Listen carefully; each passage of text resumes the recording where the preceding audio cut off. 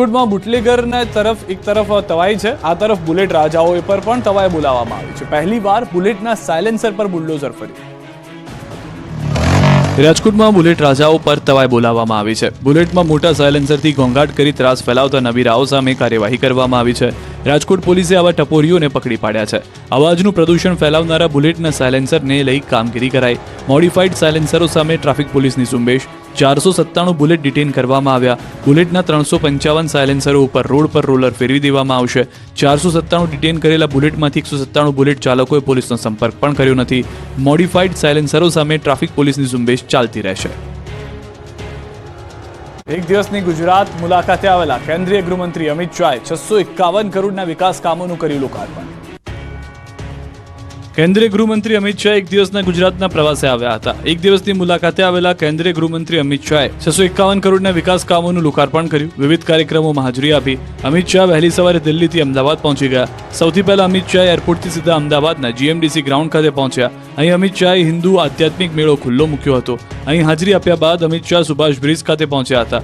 સુભાષચંદ્ર બોઝની 128મી જન્મજયંતિ નિમિત્તે કેન્દ્રીય ગૃહમંત્રી અમિત શાહે સુભાષચંદ્ર બોઝની પ્રતિમાને હારતોરા પહેરાવીને પુષ્પાંજલિ આપી।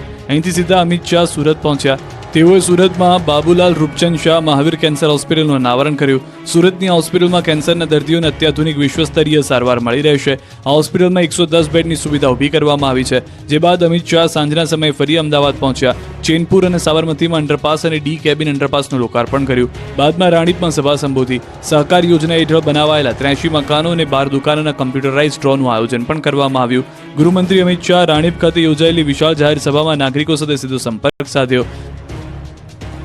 કોંગ્રેસ અને આપ સ્થાનિક સ્વરાજની ચૂંટણીઓ સાથે મળીને લડી શકે છે, વાંસદાના ધારાસભ્ય અનંત પટેલનું મહત્વનું નિવેદન। દિલ્હીમાં સામસામે પરંતુ વલસાડમાં હમ સાથ સાથે। વલસાડ જિલ્લાની 3 નગરપાલિકાની ચૂંટણી જોડે લડી શકે છે। ચૂંટણીને લઈ રાજકીય દાવપેચ શરૂ, અલગ અલગ લડે તો બંનેને નુકસાન થાય તેવું અનંત પટેલનું નિવેદન છે।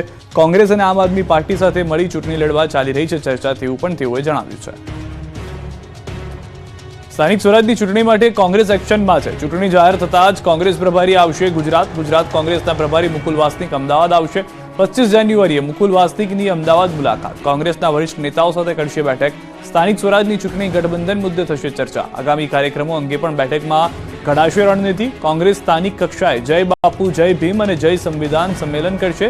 સ્થાનિક કક્ષાના મુદ્દાઓ લોકો સુધી લઈ જશે। કોંગ્રેસ ઉમેદવાર પસંદગી પ્રક્રિયા અંગે પણ બેઠકમાં થશે ચર્ચા। હાલ ગઠબંધન મામલે કોંગ્રેસની કોઈ સ્પષ્ટ નિર્ણય નહીં। સ્થાનિક સ્વરાજની ચૂંટણી પહેલા ચોરવાડમાં ભાજપને ઝટકો, 100થી વધુ કાર્યકરો કોંગ્રેસમાં જોડાયા। સ્થાનિક સ્વરાજ્યની ચૂંટણીની જાહેરાત થઈ ગઈ છે, ત્યારે ફરી એકવાર જિલ્લા અને તાલુકા કક્ષાએ તેમજ મોટા શહેરોમાં રાજકીય માહોલ ગરમાયો છે। પક્ષ પલટાનો પવન ફૂંકાવાનો શરૂ થયો છે। જૂનાગઢમાં ભાજપને ઝટકો લાગ્યો છે। ચોરવાડ શહેર ભાજપમાં સ્થાનિક સ્વરાજની ચૂંટણી પહેલા કોંગ્રેસે ગાબડું પાડ્યું છે। ભાજપના 100થી વધુ કાર્યકરોએ કોંગ્રેસનો હાથ પકડ્યો છે।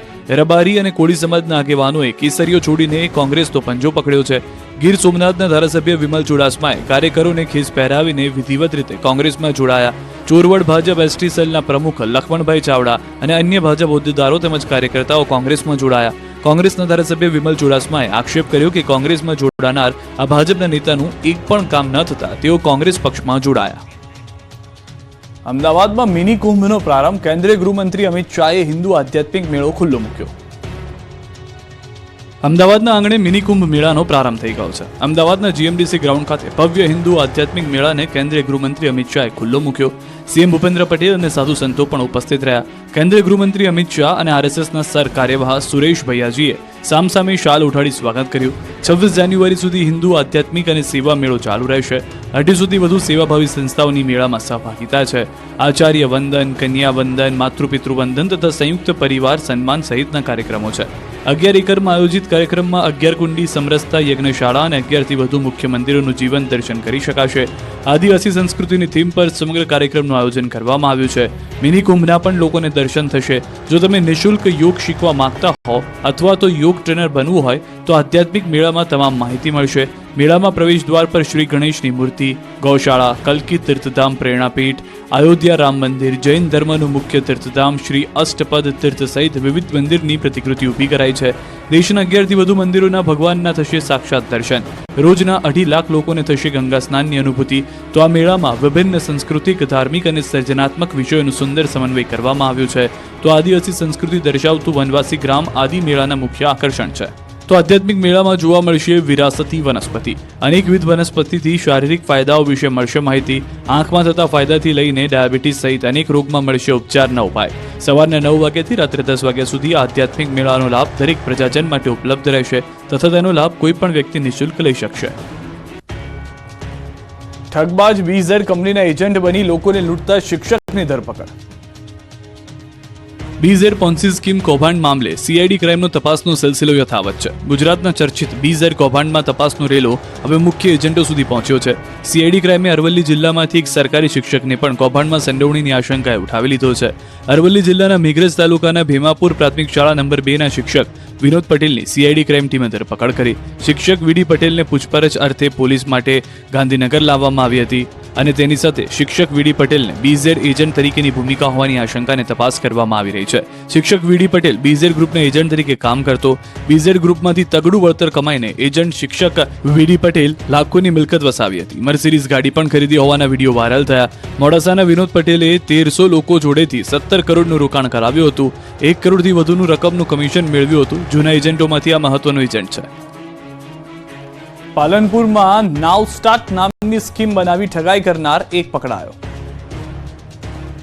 પાલનપુરમાં નાવ સ્ટાર્ટ નામની સ્કીમ બનાવી ઠગાઈ કરનાર 2 શખ્સોમાંથી એકને ઝડપી પાડવામાં આવ્યો છે. સ્કીમ ચલાવનાર 2 મુખ્ય શખ્સમાંથી નિરંજન શ્રીમાળીને ઝડપી પાડવામાં આવ્યો છે, જેની પૂછપરછમાં કેટલાક ખુલાસા થયા. આ શખ્સોએ સ્કીમ 2023માં શરૂ કરી હતી. આ સ્કીમમાં 15,000થી પણ વધુ રોકાણકારો છે.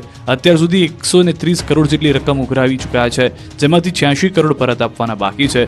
રોજના 3% આપવાની વાત કરી તેમજ કમિશન આપવાનું કહી રોકાણકારોને લલચાવી રોકાણ કરાવ્યું હતું. આ સ્કીમ ફક્ત ગુજરાતમાં જ નહીં પરંતુ અન્ય રાજ્યમાં પણ કેટલાક રોકાણકારો કરતા હોવાનું સામે આવ્યું છે. ખ્યાતિ હોસ્પિટલ કૌભાંડમાં કડીના બોરીસણાના 72 વર્ષીય વૃદ્ધનું મોત.